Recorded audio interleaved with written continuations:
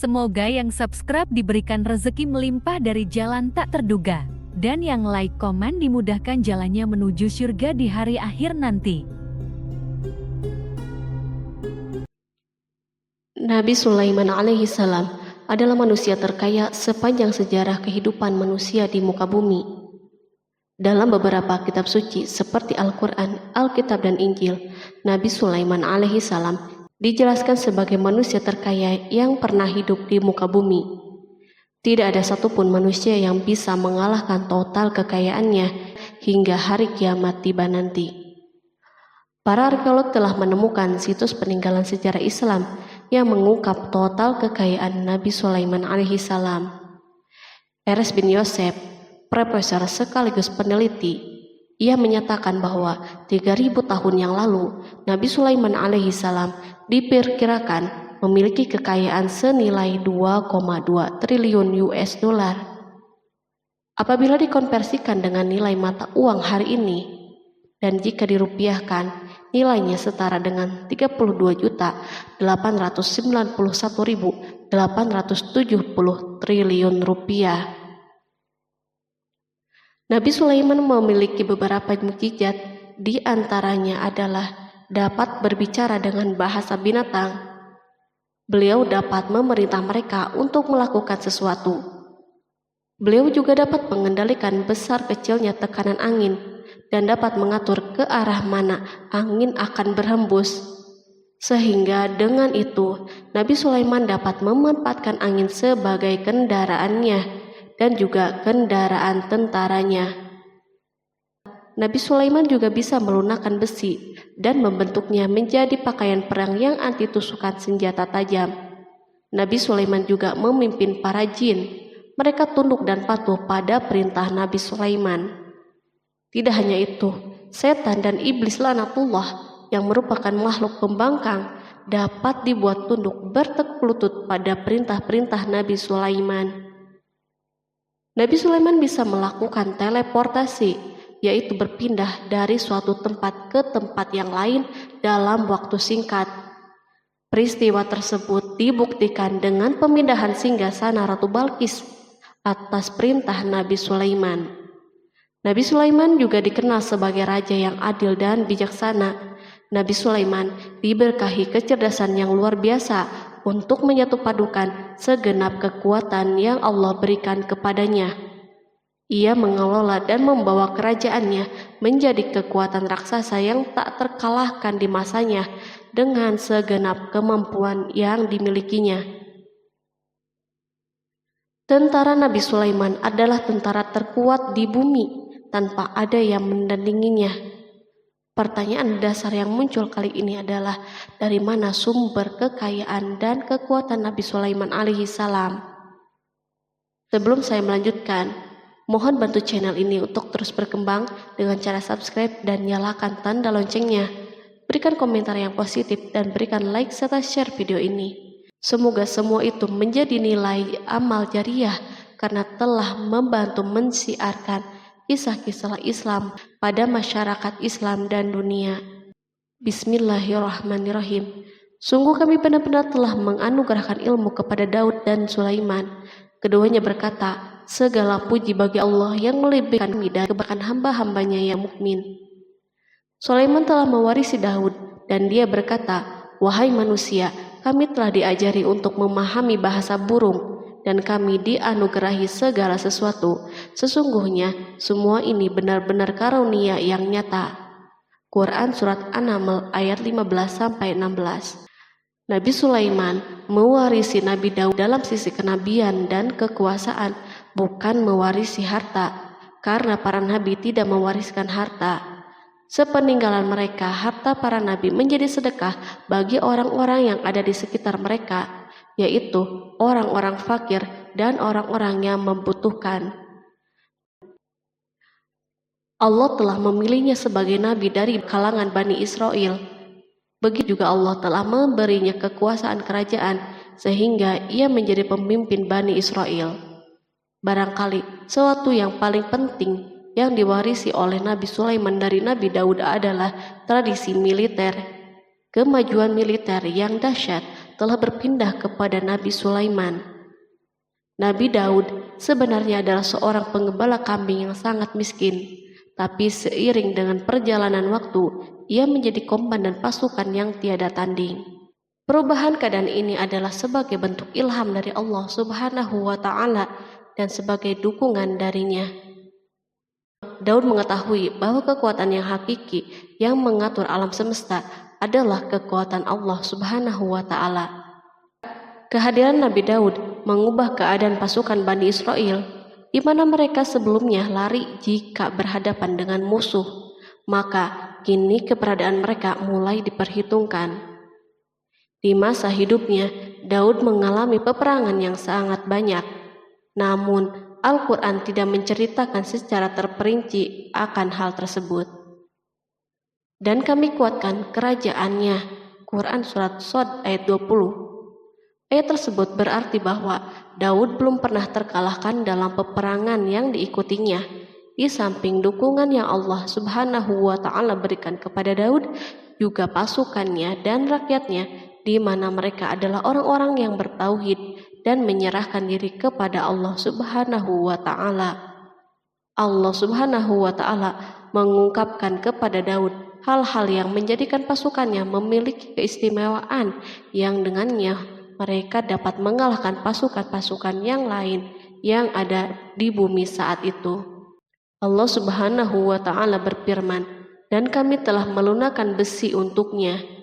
Quran Surat Saba ayat 10. Sebenarnya baju besi yang dibuat untuk orang-orang yang hendak berperang cukup mengganggu gerakan mereka.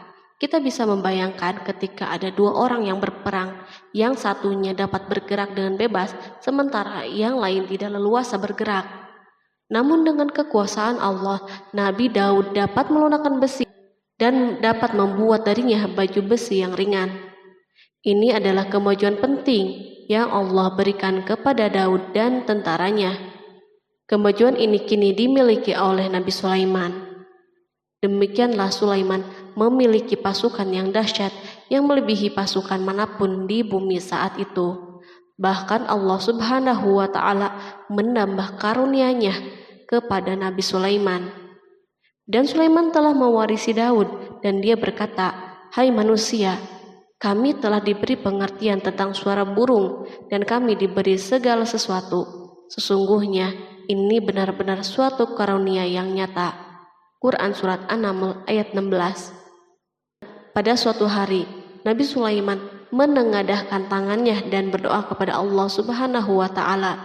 Antara hati Nabi dan Allah tidak ada penghalang, tidak ada jarak, tidak ada sekatan waktu, dan tak ada seorang pun dari para nabi yang berdoa kepada Allah kecuali doanya pasti terkabul. Kejernihan hati ketika mencapai puncak tertentu, maka ia akan menggapai apa saja yang diinginkan di jalan Allah Subhanahu wa Ta'ala. Dalam doanya Nabi Sulaiman berkata, "Ya Tuhanku, ampunilah aku dan anugerahkanlah kepadaku kerajaan yang tidak dimiliki oleh seorang pun sesudahku." Quran Surat Shad ayat 35. Sulaiman menginginkan dari Allah Subhanahu wa Ta'ala suatu kerajaan yang belum pernah diperoleh oleh siapapun setelahnya. Allah Subhanahu wa Ta'ala mengabulkan doa hambanya Nabi Sulaiman dan memberinya kerajaan tersebut. Barangkali orang-orang yang hidup di saat ini bertanya-tanya, mengapa Sulaiman meminta kerajaan ini yang belum pernah dimiliki oleh seorang pun setelahnya. Ambisi Sulaiman untuk mendapatkan kekuasaan atau kerajaan adalah ambisi yang ada di dalam seorang nabi, dan tentu ambisi para nabi tidak berkaitan kecuali dengan kebenaran. Ambisi tersebut adalah bertujuan untuk memudahkan penyebaran dakwah di muka bumi. Nabi Sulaiman sama sekali tidak cinta kepada kekuasaan ataupun ingin menunjukkan kesombongan. Namun beliau ingin mendapatkan kekuasaan untuk memerangi kelaliman yang menyebar di muka bumi. Perhatikanlah kata-kata Nabi Sulaiman kepada Balqis ketika beliau berdialog dengannya. Dan ketika Balqis datang, ditanyakanlah kepadanya, "Serupa inikah singgasanamu?" Dia menjawab, "Seakan-akan singgasana ini singgasanaku, kami telah diberi pengetahuan sebelumnya dan kami adalah orang-orang yang berserah diri. Quran Surat An-Naml ayat 42. Demikianlah kata-kata Sulaiman yang bijaksana, kata-kata yang membenarkan permintaannya untuk memiliki kekuasaan dan kekuatan. Sulaiman telah mengerahkan semua kemuliaan dan kekuasaannya dalam rangka menegakkan agama Allah Subhanahu wa Ta'ala dan menyebarkan Islam. Nabi Sulaiman mewarisi kekuasaan, kenabian, hikmah ilmu dari Daud. Orang-orang menyebut Sulaiman Al-Hakim atau Sulaiman yang bijaksana. Kebijaksanaan Nabi Sulaiman tidak terbatas pada keadilannya di tengah-tengah manusia dan kasih sayangnya kepada mereka. Namun kebijaksanaan Sulaiman juga berlaku di kalangan burung dan binatang-binatang lainnya. Nabi Daud juga mengenal bahasa burung, tetapi Sulaiman dapat berbicara dengan bahasa burung. Bahkan ia dapat menjadikannya sebagai pembantunya.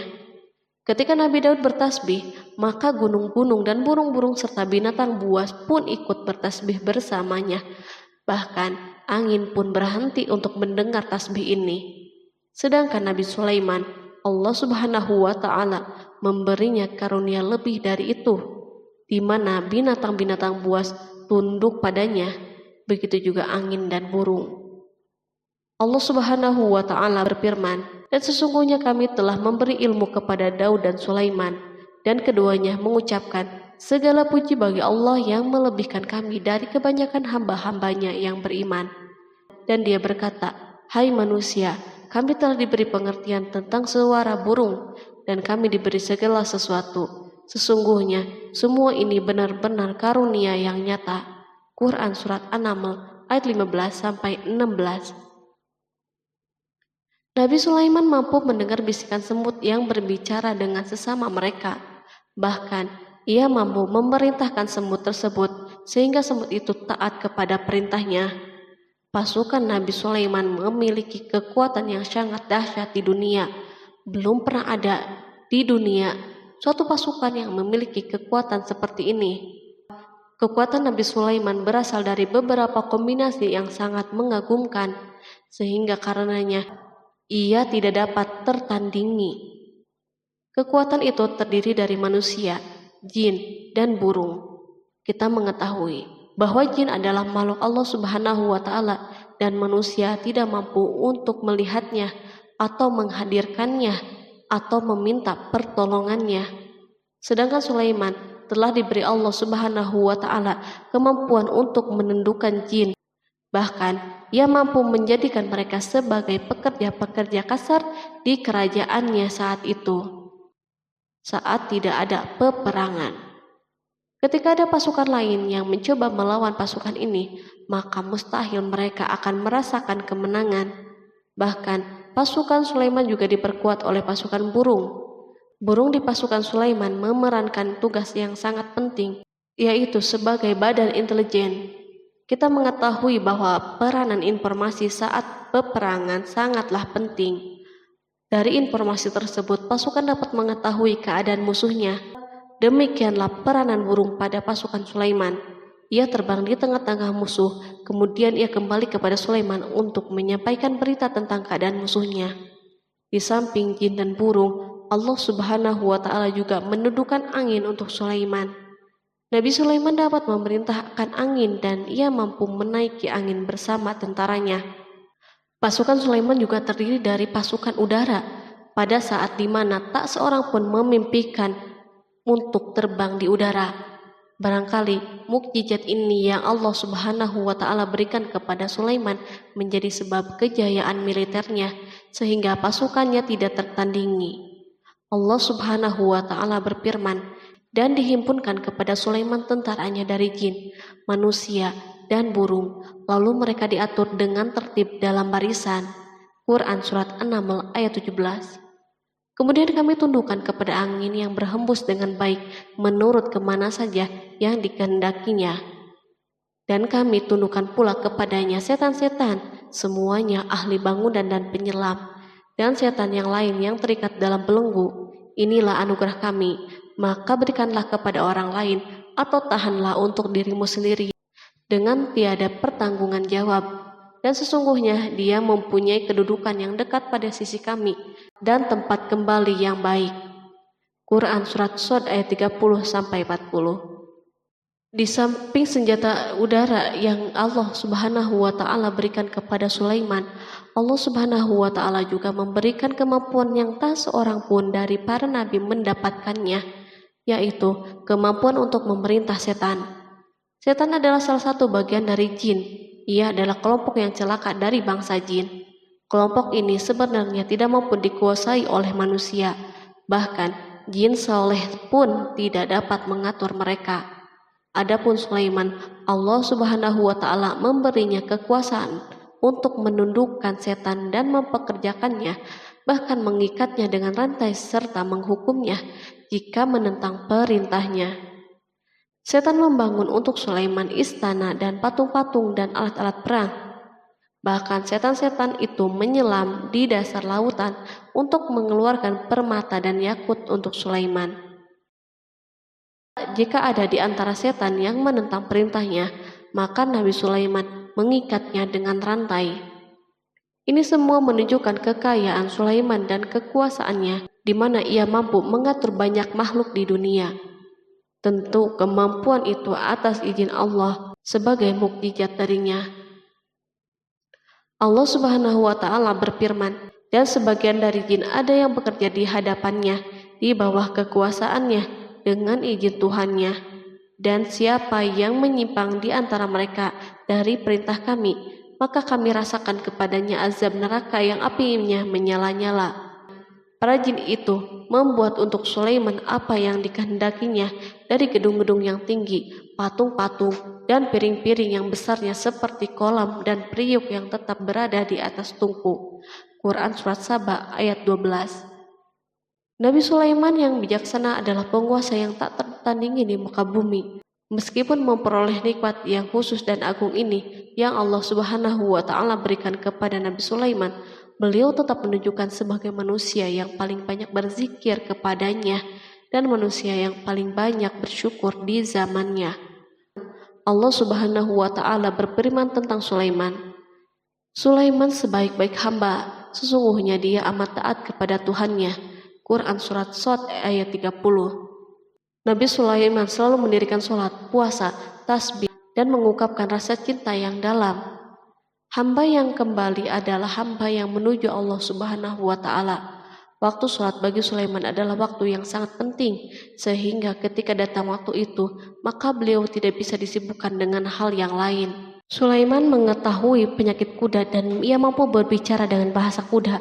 Bahkan kuda itu pun mentaati perintah Nabi Sulaiman. Allah Subhanahu wa Ta'ala juga memberikan kenikmatan lain atas Sulaiman. Allah Subhanahu wa Ta'ala berfirman, dan kami alirkan cairan tembaga baginya. Quran Surat Saba ayat 12. Al-Kihtir adalah tembaga yang dicairkan.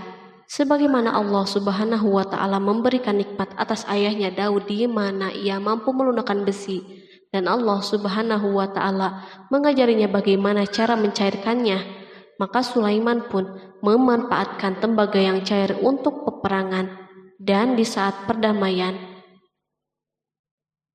Pada saat peperangan, beliau mencampur tembaga dengan besi dan membuat darinya perunggu. Mereka menggunakan senjata-senjata perunggu dalam peperangan seperti pedang, baju besi, dan pisau. Senjata-senjata ini adalah senjata yang paling kuat di saat itu. Sedangkan di saat perdamaian, tembaga digunakan untuk membuat bangunan, patung, dan sebagainya. Meskipun Nabi Sulaiman mendapatkan nikmat yang besar dan karunia yang khusus, Allah Subhanahu wa Ta'ala mengujinya dengan suatu ujian yang akan selalu datang pada seorang hamba. Ketika hamba itu mendapatkan kedudukan yang besar, maka ujiannya pun menjadi besar. Allah Subhanahu wa Ta'ala menguji Sulaiman dengan penyakit. Allah Subhanahu wa Ta'ala berfirman, dan sesungguhnya kami telah menguji Sulaiman dan kami jadikan dia tergeletak di atas kursinya sebagai tubuh yang lemah karena sakit. Kemudian ia bertaubat. Ia berkata, Ya Tuhanku, ampunilah aku, anugerahkanlah kerajaan yang tidak dimiliki oleh seorang pun sesudahku. Sesungguhnya Engkaulah yang Maha Pemberi. Kemudian kami tundukkan kepadanya angin yang berhembus dengan baik menurut kemana saja yang ia kehendaki. Dan kami tundukkan pula kepadanya setan-setan, semuanya ahli bangunan dan penyelam. Quran Surat Shod ayat 34-37. Sulaiman diuji dengan penyakit yang sangat keras, di mana Toran saat itu tidak mampu mengatasinya. Sakitnya Sulaiman sangat keras, sehingga para dokter dari kalangan manusia dan jin tidak mampu menghilangkan penyakitnya. Lalu burung-burung menghadirkan rumput-rumput yang dianggapnya sebagai obat, tetapi Sulaiman pun belum juga sembuh. Semakin hari penyakit Sulaiman semakin menjadi-jadi, sehingga ketika Sulaiman duduk di atas kursi, ia duduk bagaikan tubuh tanpa roh, seakan-akan ia mati karena saking kerasnya penyakit yang dideritanya. Sakit yang diderita Sulaiman terus berlanjut untuk beberapa saat. Namun Sulaiman tidak henti-hentinya berzikir kepada Allah Subhanahu wa Ta'ala dan meminta kesembuhan kepadanya, serta beristighfar kepadanya, serta mengungkapkan rasa cintanya kepada Allah Subhanahu wa Ta'ala. Selesailah ujian Allah Subhanahu wa Ta'ala terhadap hambanya Sulaiman. Beliau pun sembuh. Kini Sulaiman merasakan kembali kesehatannya setelah mengetahui segala kejayaannya dan segala kekuasaannya serta segala kebesarannya tidak lagi mampu menghilangkan penyakit yang dideritanya, kecuali jika Allah Subhanahu wa Ta'ala menghendakinya. Dan sesungguhnya kami telah menguji Sulaiman dan kami jadikan dia tergeletak di atas kursinya sebagai tubuh yang lemah karena sakit. Quran Surat Shod ayat 34. Kata jasad dalam bahasa Arab diungkapkan atas sesuatu yang kehilangan kehidupan atau kesehatan. Nabi Sulaiman telah membangun masjid atau tempat beribadah sehingga manusia menyembah Allah Subhanahu wa Ta'ala di dalamnya. Rumah ini menunjukkan keunggulan seni arsitektur dan seni pahat. Orang-orang yang membangun rumah ini berjumlah puluhan ribu orang. Tentu setiap kelompok dari mereka memiliki pekerjaan masing-masing. Di antara mereka ada yang mencairkan tambang, ada yang menjadi tukang pahat, ada yang membelah batu, ada yang memotong-motong kayu, ada yang mendatangkan rumput-rumput dari Libanon, dan ada yang melelehkan emas dan menjadikannya lempengan-lempengan yang mengkilat untuk menutupi kayu dan menutupi dinding. Bahkan golongan jin membantu pembangunan rumah tersebut, tentu dengan perintah dan bimbingan Nabi Sulaiman. Mereka membuat patung-patung yang besar dan membuat bejana yang besar untuk tempat makanan para tentara dan pekerja, yaitu bejana seperti gunung karena saking beratnya dan besarnya. Mereka juga membuat tempat-tempat minum yang besarnya seperti kolam. Sulaiman mengawasi para pekerjanya dan juga mengurusi masyarakatnya, di mana beliau mengenali problem mereka dan berusaha memecahkannya. Beliau juga mengawasi pasukannya dari kalangan binatang dan burung. Beliau mengetahui apakah ada satu dari mereka yang tidak hadir, kemana ia pergi, serta mengapa ia pergi. Nabi Sulaiman bukan hanya mengetahui problem tentaranya dari kalangan manusia dan tentaranya dari kalangan burung, namun ia juga menunjukkan kasih sayangnya terhadap semut, di mana beliau mendengar bisikannya dan tidak suka untuk menginjaknya. Pada suatu hari, ia berjalan di depan tentaranya dan tiba-tiba ia mendengar suara semut yang berkata kepada teman-temannya dari kalangan semut. Hingga apabila mereka sampai di lembah semut, berkatalah seekor semut, "Masuklah ke dalam sarang-sarangmu agar kamu tidak terinjak oleh Sulaiman dan tentaranya." Sedangkan mereka tidak menyadari. Maka dia tersenyum karena mendengar perkataan semut itu, dan ia berdoa, "Ya Tuhanku, berilah aku ilham untuk tetap mensyukuri nikmat-Mu yang telah Engkau anugerahkan kepadaku dan kepada kedua orang ibu dan bapakku, dan untuk mengerjakan amal soleh yang Engkau ridhoi, dan masukkanlah aku dengan rahmat-Mu ke dalam golongan hamba-hamba-Mu yang soleh." Quran Surat An-Naml ayat 18-19. Sulaiman mendengarkan pembicaraan semut itu, lalu beliau tersenyum karena mendengar pembicaraannya. Apa yang dibayangkan oleh semut kecil itu? Meskipun Sulaiman mendapatkan kekuasaan dan memiliki tentara yang besar, namun beliau menunjukkan kasih sayang terhadap semut. Beliau mendengar bisikannya dan melihat semut yang ada di depannya. Oleh karena itu, tidak mungkin baginya untuk menginjaknya.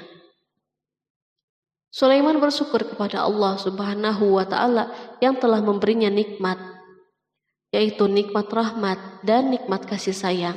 Di samping itu, Sulaiman orang yang paling kaya di dunia, di mana istananya terbuat dari kayu-kayu gaharu yang memiliki bau yang harum, dan istananya terbuat dari emas dan terkadang dari kristal. Beliau juga memiliki kursi besar yang dibuat dari emas dan permata. Istana Sulaiman merupakan istana yang paling besar di dunia. Sulaiman menggunakan pakaian dari emas dan permata.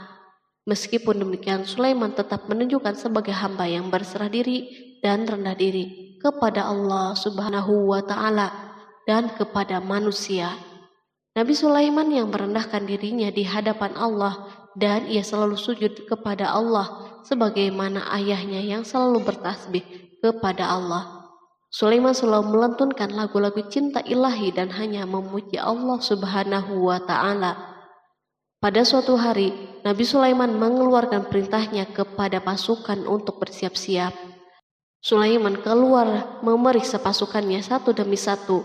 Pasukannya diteliti. Kelompok yang pertama adalah kelompok manusia.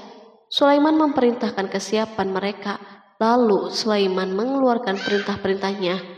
Kemudian Sulaiman memerintah kelompok jin dan menyampaikan perintah-perintahnya. Beliau memenjarakan jin yang tampak bermalas-malasan saat bekerja. Lalu ia memeriksa binatang dan berkata pada mereka, apakah mereka sudah makan dengan baik dan tidur dengan nyenyak? Apakah ada yang mengadu kepadanya, misal karena penyediaan makanan yang tidak layak? Apakah di sana ada yang sakit dan sebagainya? Ketika Sulaiman merasa puas dengan semuanya, Sulaiman memasuki tenda tempat berkumpulnya burung. Belum lama, Sulaiman memasuki tenda tersebut dan mengamati keadaan di sekitarnya, sehingga ia mengetahui burung yang tidak hadir yaitu hudhud. Dan dia memeriksa burung-burung lalu berkata, mengapa aku lihat hudhud? Quran Surat An-Naml ayat 20. Burung-burung yang lain tampak terdiam sebagai tanda penghormatan dan akan mendengarkan apa yang akan dikatakan pemimpin mereka Sulaiman. Beliau mengarahkan pandangannya kepada semua burung dan tidak menemukan hudhud di antara mereka. Tak seekor burung pun yang mengetahui keberadaannya. Sulaiman mulai menampakkan kemarahannya. Apakah dia termasuk yang tidak hadir? Quran Surat An-Naml ayat 20. Tiba-tiba seekor burung kecil memberanikan diri untuk berkata kepada Sulaiman, wahai Nabi yang mulia, seharusnya hudhud ada bersamaku kemarin untuk melaksanakan tugas penyelidikan. Ia adalah pemimpin misi itu, namun hudhud belum datang. Oleh karena itu, aku tidak pergi bersamanya. Burung itu tampak gemetar ketakutan. Sulaiman mengetahui bahwa hudhud tidak hadir dan tak seorang pun mengetahui kepergiannya. Hudhud pergi tanpa terlebih dahulu meminta izin kepada Sulaiman dan tidak memberitahu di mana keberadaannya. Dalam keadaan marah, Sulaiman berkata, sesungguhnya aku benar-benar akan mengazabnya dengan azab yang keras atau benar-benar menyembelihnya, kecuali ia benar-benar datang kepadaku dengan alasan yang jelas. Quran Surat An-Naml ayat 21. Kawanan burung mengetahui bahwa Sulaiman sedang marah dan telah menetapkan untuk menyembelihnya atau justru memaafkannya dengan syarat ia datang dengan membawa alasan yang dapat menyelamatkannya. Atau dengan kata lain, hudhud dapat memastikan bahwa ia melaksanakan tugas yang penting. Sulaiman menunjukkan kemarahan yang besar sehingga siapapun akan merasa takut ketika melihat Sulaiman marah. Meskipun beliau terkenal dengan kasih sayangnya, namun kemarahannya karena membela kebenaran. Kemudian beliau dapat melaksanakan ancamannya dengan cara yang mudah. Seekor burung tampak gemetar ketakutan melihat kemarahan Sulaiman. Lalu beliau mengeluarkan tangannya ke burung itu dan memegang-megang kepalanya, sehingga burung itu pun merasa tenang dan rasa takutnya hilang. Sulaiman pergi dari tenda burung itu dan menuju istananya. Sulaiman masih memikirkan keadaan hudhud. Seharusnya hudhud menjadi bagian penting dari badan intelijen. Apakah ia pergi untuk menyingkap sesuatu, atau apakah ia pergi hanya untuk bermain-main? Sulaiman telah memperhatikan dan mengetahui bahwa Hudhud adalah seekor burung yang cerdik dan juga fasih berbicara. Terkadang Sulaiman mendapati Hudhud sedang bermain-main dan menunda pekerjaannya. Sulaiman melihatnya dan Hudhud memahami bahwa ini tidak benar, sebab ia tidak boleh mencampur adukan antara waktu serius dan waktu bermain. Akhirnya, tidak lama setelah kepergiannya, Hudhud tiba di tenda burung. Burung-burung yang lain berkata kepadanya, "Pergilah engkau ke tempat tuan kita Sulaiman. Jika ia mengetahui bahwa engkau telah sampai, maka jiwamu benar-benar terancam." Hudhud terbang dan menemui Sulaiman. Pada waktu itu, Sulaiman sedang berdiri dan telah menetapkan untuk memulai pembicaraan dengan. Pada waktu itu, beliau sedang duduk sambil makan. Hudhud berdiri dan telah menetapkan untuk memulai pembicaraan dengan Sulaiman sebelum beliau bertanya kepadanya kemana ia pergi. Ini sebagai bukti bahwa ia melaksanakan tugas penting. Lalu ia berkata, "Aku telah mengetahui sesuatu yang kamu belum mengetahuinya, dan kubawa kepadamu dari negeri Saba suatu berita penting yang diyakini." Quran Surat An-Naml ayat 22. Aku adalah Hudhud yang miskin, tapi aku mengetahui apa yang tidak engkau ketahui. Dan aku telah datang kepadamu dari kerajaan Saba dengan membawa berita yang sangat penting. Sulaiman tampak terdiam dan menunggu Hudhud menyelesaikan pembicaraannya. Hudhud mengemukakan perkataan yang sering disampaikan Sulaiman kepada manusia dan burung. Sesungguhnya aku menjumpai seorang wanita yang memerintah mereka, dan dia dianugerahi segala sesuatu, serta mempunyai singgasana yang besar.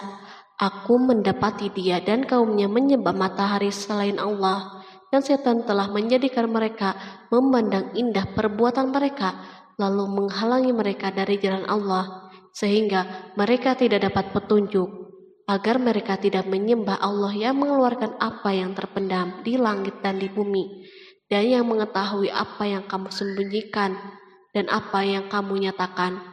Allah tidak Tuhan yang berhak disembah kecuali Dia, Tuhan yang mempunyai arsy yang besar.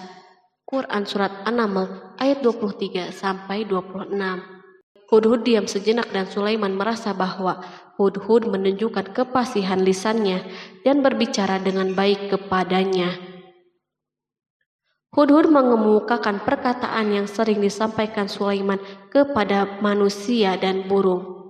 Jelas sekali bahwa Hudhud mengulangi perkataan pemimpin kita Sulaiman sebagai usaha yang terakhir untuk memperoleh kasih sayang Sulaiman dan agar beliau puas dengan penjelasannya itu. Sulaiman berkata sambil menunjukkan senyum manis di wajahnya, "Akan kami lihat apakah kamu benar ataukah kamu termasuk orang-orang yang berdusta." Quran Surat An-Naml ayat 27. Hudhud ingin mengatakan, "Aku tidak bohong, wahai Nabi yang mulia." Namun, diamnya Sulaiman membuatnya takut, sehingga ia pun terdiam. Sulaiman terdiam karena berpikir, lalu memutuskan sesuatu. Setelah itu, beliau mengangkat kepalanya dan meminta secari kertas dan pena. Sulaiman segera menulis surat singkat dan menyerahkannya kepada Hudhud serta memerintahkannya, "Pergilah dengan membawa suratku ini, lalu jatuhkanlah kepada mereka. Kemudian berpalinglah dari mereka, lalu perhatikanlah apa yang mereka bicarakan." Quran Surat An-Naml ayat 28. Al-Quran langsung menyebut keadaan kerajaan Balqis yang saat itu sedang membaca surat tersebut di depan para pembesar kerajaannya dan para menterinya. Berkata ia Balqis, "Hai pembesar-pembesar, sesungguhnya telah dijatuhkan kepadaku sebuah surat yang mulia. Sesungguhnya surat itu dari Sulaiman, dan sesungguhnya isinya dengan menyebut nama Allah yang Maha Pengasih lagi Maha Penyayang, bahwa janganlah kalian berlaku sombong terhadapku, dan datanglah kepadaku sebagai orang-orang yang berserah diri." Quran Surat An-Naml ayat 29-31. Dalam surat Sulaiman itu disebutkan, hendaklah mereka menyerahkan diri dan tunduk kepada perintahnya. Sulaiman memerintahkan agar mereka meninggalkan penyembahan terhadap matahari. Sulaiman tidak mempersoalkan akidah mereka dan tidak memuaskan mereka dengan apapun. Sulaiman hanya memerintahkan bahwa ia berada di atas kebenaran. Bukankah ia didukung kekuatan yang berlandaskan keyakinan yang dimilikinya? Sulaiman hanya memerintahkan mereka agar tunduk dan patuh kepadanya. Ratu Saba menyampaikan surat tersebut di tengah-tengah kaumnya. Berkata dia, Balkis, "Hai putra para pembesar, berilah aku pertimbangan dalam urusanku ini. Aku tidak pernah memutuskan sesuatu persoalan sebelum kamu berada di majelisku." Quran Surat An-Naml ayat 32. Sementara itu, reaksi para pembesar istana adalah menentang surat tersebut. Isi surat itu membangkitkan kecongkakan kaum Saba, di mana mereka merasa lebih kuat. Mereka mengetahui bahwa di sana ada orang yang mencoba menantang mereka dan mengisyaratkan peperangan kepada mereka. Lalu ia meminta kepada mereka untuk memenuhi syarat-syaratnya sebelum terjadinya peperangan dan kekalahan. Mereka menjawab, "Kita adalah orang-orang yang memiliki kekuatan dan juga memiliki keberanian yang sangat dalam peperangan, dan keputusan berada di tanganmu. Maka pertimbangkanlah apa yang akan kamu perintahkan." Quran Surat An-Naml ayat 33. Para pembesar kaumnya ingin berkata, "Kita siap untuk melaksanakan peperangan." Tampaknya ratu memiliki kebijakan yang lebih baik daripada pembesar kaumnya. Surat Sulaiman itu membuatnya berpikir lebih jernih dan hati-hati. Ia berusaha sebisa mungkin menghindari peperangan. Ratu itu berpikir dalam tempo yang lama. Nama Sulaiman tidak diketahuinya, dan ia pun belum pernah mendengarnya. Oleh karena itu, ratu tidak mengetahui kekuatannya. Boleh jadi Sulaiman memiliki kekuatan yang dahsyat sehingga mampu memerangi kekuasaannya dan mengalahkannya. Kemudian ratu memperhatikan apa yang ada di sekelilingnya. Ia melihat kemajuan masyarakatnya dan kejayaannya. Barangkali ia mengira bahwa Sulaiman iri terhadap kemajuan dan kekayaan ini, sehingga Sulaiman ingin menyerangnya. Setelah mempertimbangkan isi surat Sulaiman dengan cermat, Ratu Saba memilih untuk tidak bersikap ceroboh. Ratu itu lebih suka untuk menggunakan bahasa-bahasa kelembutan. Ia mengirim kepada Sulaiman suatu hadiah yang besar. Ratu mengira bahwa Sulaiman seorang yang ambisius, yang boleh jadi ia telah mendengar tentang kekayaan kerajaannya. Para utusan pergi dengan membawa hadiah dari Ratu Saba. Ratu berharap agar mereka dapat memasuki kerajaan Sulaiman dan akan mengetahui kondisi kerajaannya. Saat mereka pulang, Ratu ingin mendengar secara langsung dari mereka tentang keadaan kaum Sulaiman dan pasukannya. Setelah mendapatkan informasi yang cukup, maka Ratu dapat membuat suatu keputusan yang tepat. Ratu menyembunyikan apa yang terlintas dalam dirinya, lalu ia berbicara kepada pembesar istananya bahwa ia dapat menyingkap niat jahat Raja Sulaiman melalui cara mengirimkan hadiah kepadanya. Ratu lebih memilih cara tersebut dan menunggu reaksi Sulaiman. Ratu berhasil memuaskan para pembesar istananya dan untuk sementara menghilangkan ide untuk berperang. Karena para raja jika menyerang suatu desa, maka pemimpin desa tersebut adalah orang yang paling banyak mendapatkan kehinaan dan cercaan. Akhirnya para pembesar kaumnya merasa puas dengan pikirannya itu. Allah Subhanahu wa Ta'ala berfirman, Dia berkata, "Sesungguhnya raja-raja apabila memasuki suatu negeri, niscaya mereka membinasakannya dan menjadikan penduduknya yang mulia menjadi hina, dan demikian pula lah yang akan mereka perbuat. Dan sesungguhnya aku akan mengirim utusan kepada mereka dengan membawa hadiah, dan aku akan menunggu apa yang akan dibawa kembali oleh utusan-utusan itu." Quran Surat An-Naml ayat 34-35. Kemudian sampailah hadiah Ratu Balkis kepada Nabi Sulaiman. Para badan intelijennya memberitahunya bahwa para utusan Balkis datang dengan membawa hadiah. Sulaiman langsung mengetahui bahwa ratu itu sengaja mengirim orang-orangnya untuk mengetahui atau mendapatkan informasi tentang kekuatannya. Lalu setelah itu, ia mengambil keputusan atau sikapnya kepada Sulaiman. Sulaiman segera memanggil semua pasukannya untuk berkumpul. Utusan Balkis segera memasuki istana Sulaiman yang dipenuhi dengan pasukan besar yang bersenjata.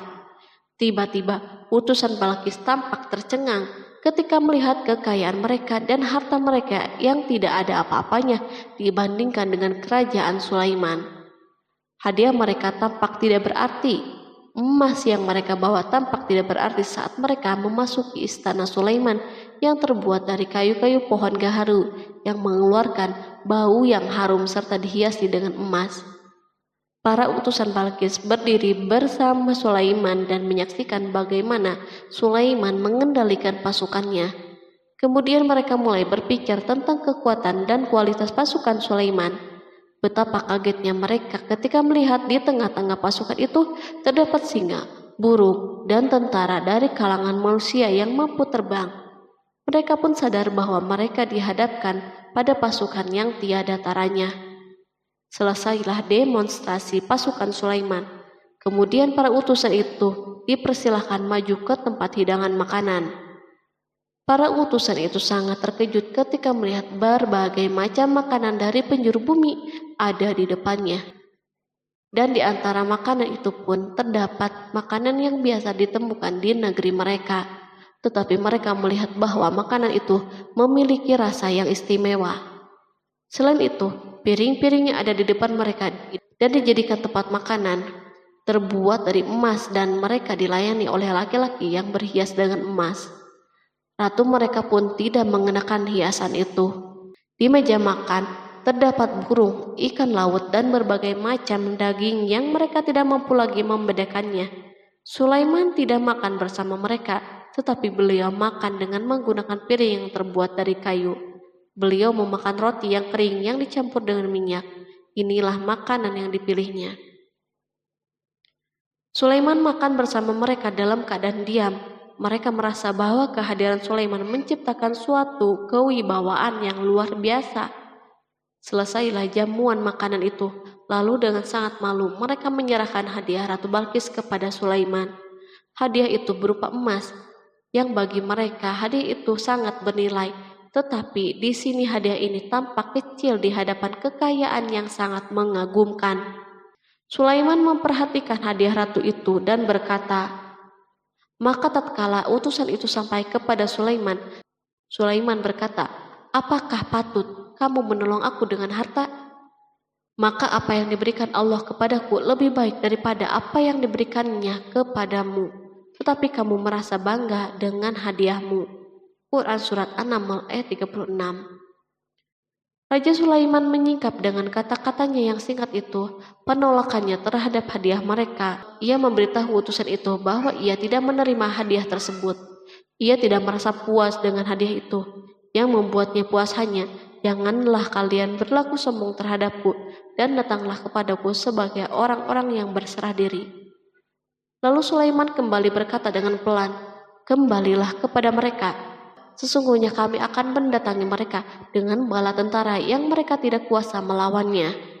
Dan pasti kami akan mengusir mereka dari negeri itu Saba dengan terhina dan mereka menjadi tawanan-tawanan yang hina. Quran Surat An-Naml ayat 37. Sulaiman meninggalkan para utusan ratu itu setelah terlebih dahulu mengancam mereka. Para utusan itu mengharap agar Sulaiman mau menunggu kunjungan dari Ratu Balkis yang akan membawa misi perdamaian. Akhirnya sampailah para utusan Balkis ke negeri Saba. Mereka segera menuju istana ratu. Mereka memberitahu bahwa negeri mereka ada di ujung tanduk. Mereka menceritakan kepada ratu kekuatan Sulaiman dan tidak mungkin bagi mereka mampu melawannya. Mereka meyakinkan Balkis bahwa ia harus mengunjunginya dan melihat sendiri. Kemudian ratu menyiapkan dirinya untuk pergi menuju kerajaan Sulaiman. Sulaiman duduk di kursi kerajaan di tengah-tengah para pembesarnya dan para menterinya, serta para komandan pasukan.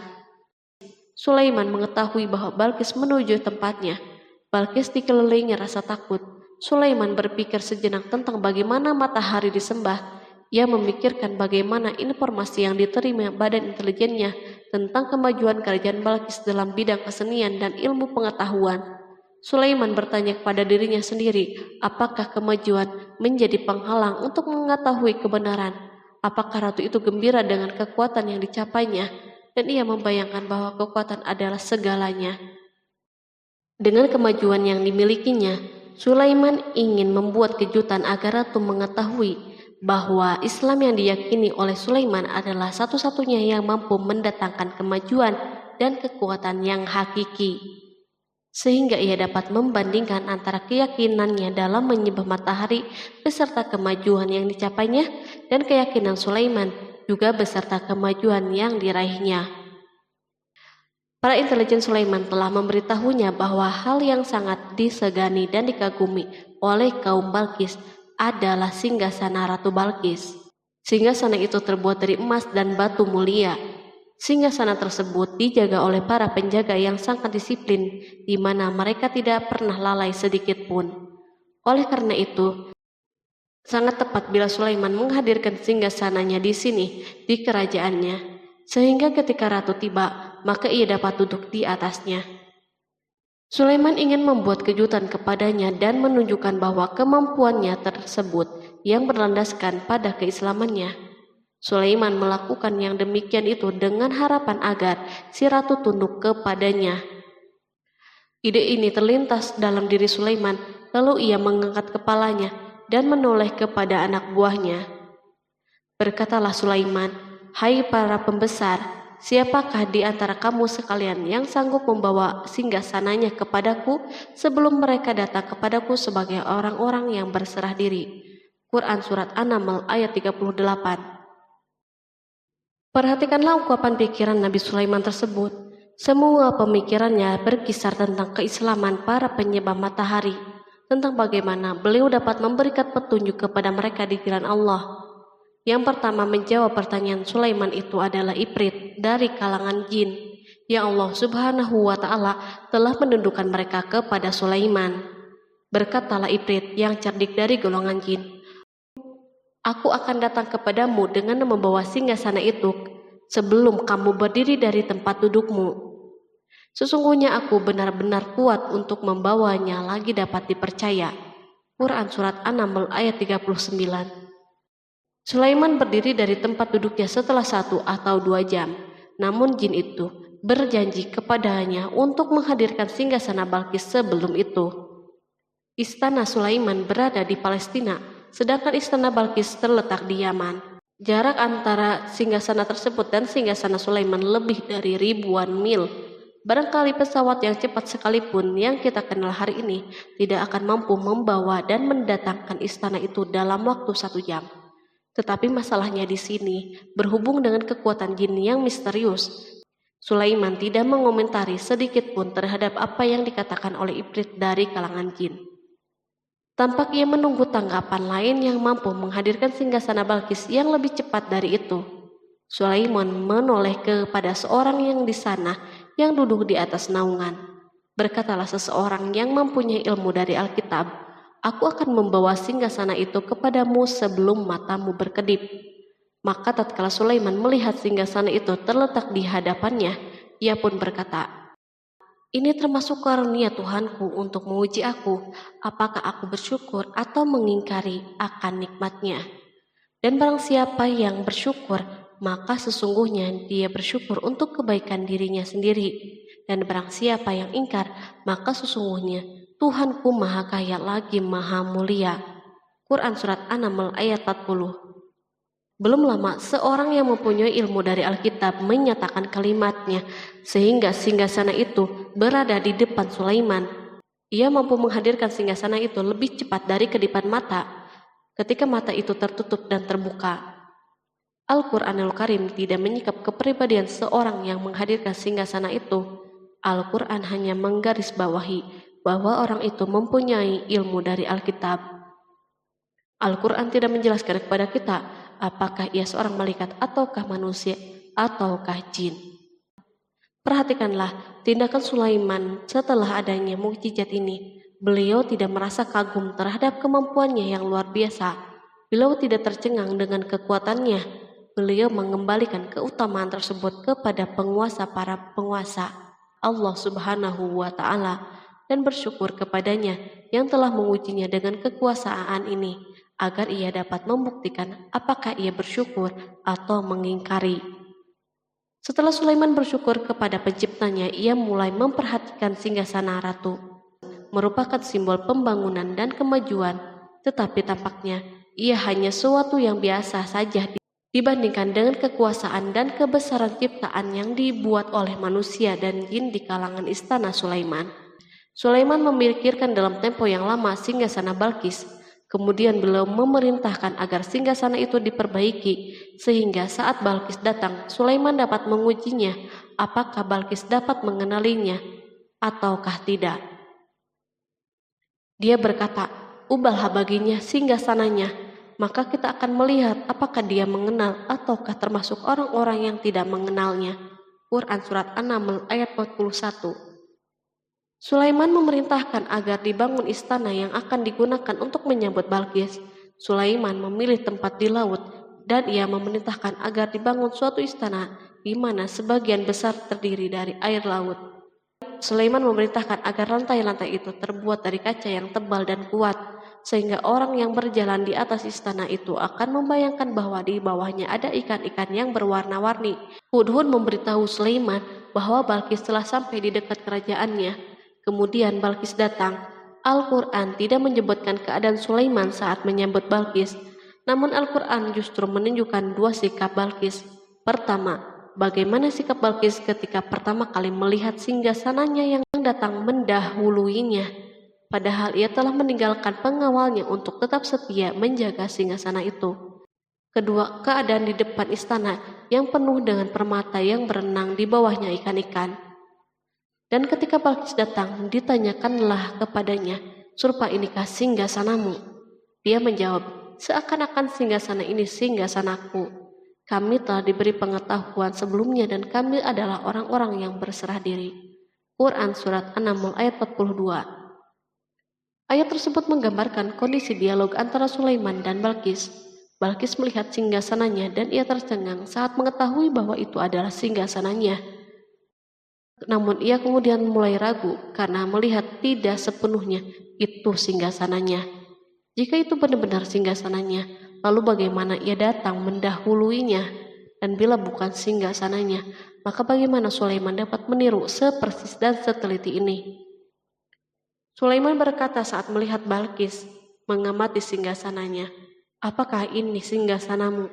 Setelah mengalami kebingungan sesaat, Balkis menjawab, "Sepertinya benar." Sulaiman berkata, "Kami telah diberi ilmu sebelumnya dan kami sebagai orang-orang yang muslim."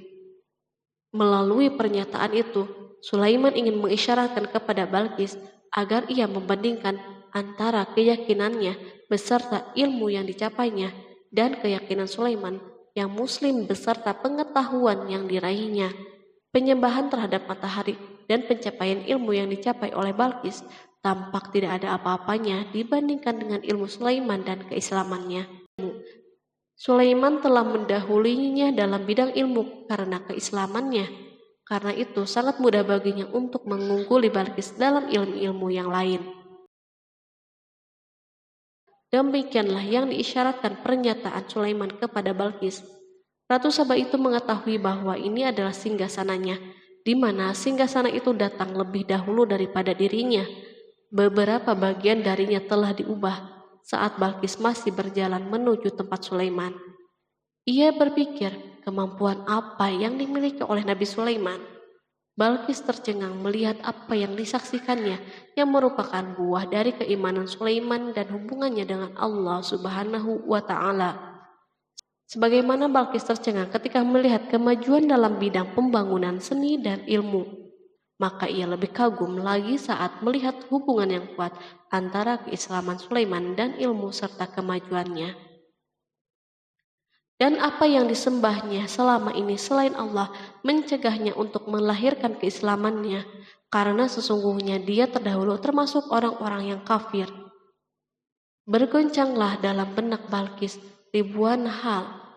Ia melihat keyakinan kaumnya runtuh di hadapan Sulaiman.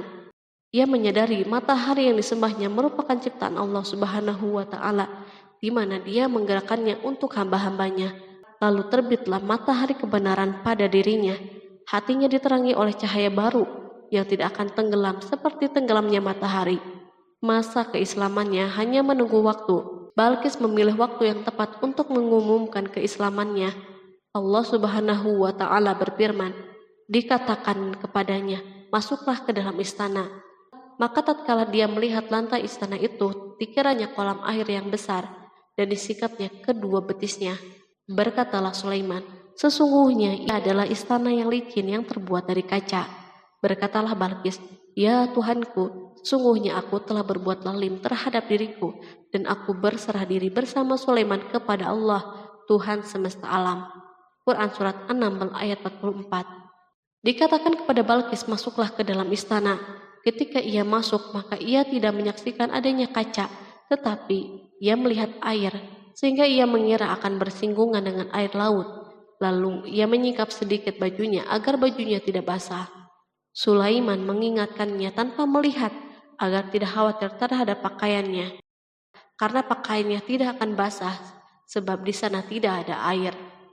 Ia sekedar kaca yang halus yang saking halusnya hingga tidak tampak. Pada kesempatan itulah Balqis mengumumkan keislamannya. Ia mengakui kelaliman dirinya dan ia menyatakan penyerahan diri kepada Sulaiman dan kepada Allah Subhanahu wa Ta'ala. Lalu kaumnya pun mengikutinya dan mereka memeluk Islam. Balqis menyadari ia berhadapan dengan penguasa yang terbesar di bumi dan salah satu nabi yang mulia. Untuk pertama kalinya wajah Sulaiman dihiasi dengan senyuman yang menunjukkan kepuasannya sejak Balqis mengunjunginya. Demikianlah Sulaiman mewujudkan kejayaannya yang hakiki dan menyebarkan cahaya Islam di muka bumi. Al-Quran tidak menyebutkan kisah Balqis setelah keislamannya. Para ahli tafsir mengatakan bahwa ia menikah dengan Sulaiman. Selain itu, ada yang mengatakan bahwa ia menikah dengan salah satu orang dekat Sulaiman. Ada juga yang mengatakan bahwa sebagian Raja Habasyah adalah keturunan dari buah perkawinan ini. Sulaiman hidup di tengah-tengah kejayaan dan kemuliaan di muka bumi. Kemudian Allah Subhanahu wa Ta'ala menetapkan kematian baginya. Sebagaimana kehidupan Sulaiman yang berada di puncak kemuliaan dan kejayaan yang penuh dengan keajaiban yang luar biasa, maka kematiannya pun merupakan tanda-tanda kebesaran Allah Subhanahu wa Ta'ala yang penuh dengan keajaiban. Demikianlah bahwa kematiannya sesuai dengan kehidupannya, sesuai dengan kejayaannya. Allah Subhanahu wa Ta'ala berfirman tentang kematian Sulaiman. Maka tatkala kami telah menetapkan kematian Sulaiman, tidak ada yang menunjukkan kepada mereka kematiannya itu kecuali rayap yang memakan tongkatnya. Maka tatkala ia telah tersungkur, tahulah jin bahwa kalau sekiranya mereka mengetahui yang gaib, tentulah mereka tidak akan tetap dalam siksa yang menghinakan. Quran Surat Saba ayat 14. Kemampuan Nabi Sulaiman untuk menundukkan jin dan mempekerjakan mereka serta hubungan mereka dengannya, semua ini menimbulkan fitnah di tengah-tengah manusia dalam hal tertentu. Dan kematian Sulaiman merupakan batasan atau jawaban terhadap fitnah ini. Kami tidak mengetahui siapa yang mengklaim bahwa jin mengetahui hal yang gaib. Kami tidak mengetahui siapa yang bertanggung jawab terhadap tersebarnya isu yang keliru ini. Yang kita ketahui adalah bahwa hal tersebut tersebar dan mempengaruhi sebagian manusia dan jin.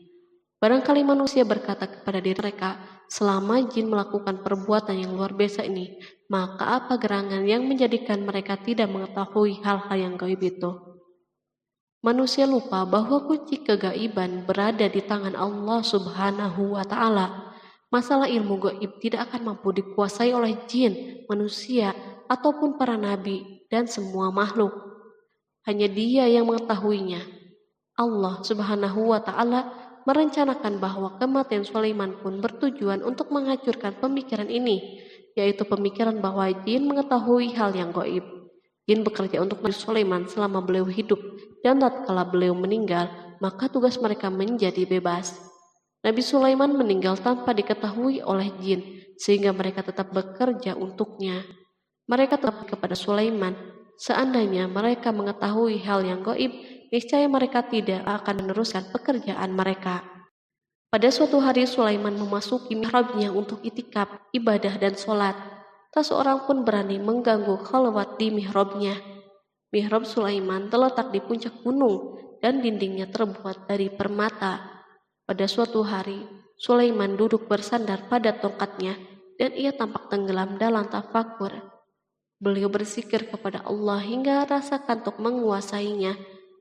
Lalu setelah itu malaikat maut menemuinya di mihrabnya. Sulaiman pun meninggal. Beliau bersandar kepada tongkatnya. Jin melihatnya dan mengira bahwa beliau sedang sholat. sehingga mereka pun tetap melanjutkan pekerjaannya. Berlalulah hari yang panjang, kemudian datanglah rayap, yaitu semut kecil yang memakan kayu.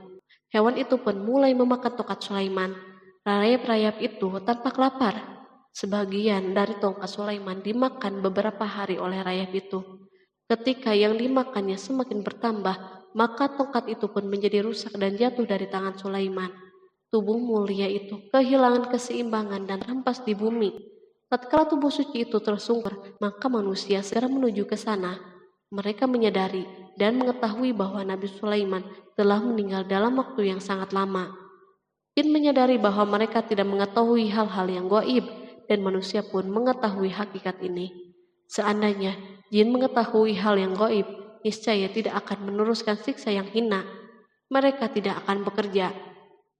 Demikianlah Nabi Sulaiman meninggal dalam keadaan duduk dan sholat di mihrabnya.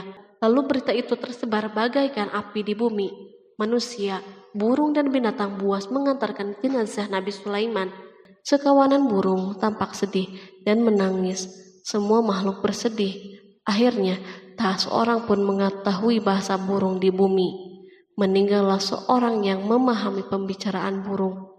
Burung-burung itu berkata, "Betapa beratnya kehidupan di tengah-tengah orang yang tidak mengetahui pembicaraan kita." Terdapat sejumlah versi perihal riwayat tentang kisah wafat Nabi Sulaiman alaihi salam. Salah satunya hadis yang diriwayatkan oleh Al-Hafiz Ibnu Asakir dalam tafsir Ibnu Katsir. Hadis ini disebut mendekati kebenaran kisah wafatnya Nabi Sulaiman. Seperti yang dikutip dari buku Kisah Para Nabi oleh Imam Ibnu Katsir. Menurutnya, Nabi Sulaiman alaihissalam meninggal dalam keadaan berdiri. Berdirinya beliau ini adalah sedang melakukan sholat dan bersandar pada tongkatnya. Diketahui Nabi Sulaiman dikenal terbiasa menyendiri di dalam Masjid Baitul Maqdis. Durasinya bahkan dalam kurun waktu yang tidak biasa, yakni bisa hingga 1 atau 2 bulan, hingga 1 atau 2 tahun. Untuk sajian makanan dan minumannya selalu dibawakan oleh para setan yang masih tergabung dalam salah satu jenis jin. Hingga suatu ketika mereka membawakan makanan dan minuman seperti biasa, namun tidak mengetahui bahwa Nabi Sulaiman telah wafat. Pada hari wafatnya, Nabi Sulaiman mendatangi sebuah pohon yang tumbuh di Baitul Maqdis. Atas izin Allah, Nabi Sulaiman pun berbincang dengan pohon tersebut dan menanyakan nama serta fungsi dari dirinya. Pohon ini bernama Kharubah. Nabi Sulaiman pun bertanya padanya, "Apakah kegunaanmu?" Pohon Kharubah ini pun menjawab, "Aku tumbuh untuk meruntuhkan masjid ini." Lalu Nabi Sulaiman pun berkata, "Allah tidak mungkin meruntuhkan masjid ini selama aku masih hidup. Itu artinya kamu tumbuh untuk mengabarkan kematianku." Lalu Nabi Sulaiman pun mencabut pohon tersebut dan menanamnya di dinding miliknya. Setelah itu, Nabi Sulaiman masuk ke dalam mihrab dan melakukan sholat dengan bersandar pada tongkatnya. Sejumlah sumber juga mengatakan tongkat tersebut berasal dari pohon Kharubah yang sempat dicabutnya sebelumnya. Kemudian Nabi Sulaiman pun menemui ajalnya hingga tidak diketahui oleh setan yang bekerja untuknya sekalipun. Kisah ini diceritakan dalam firman Allah melalui surat Saba ayat 14.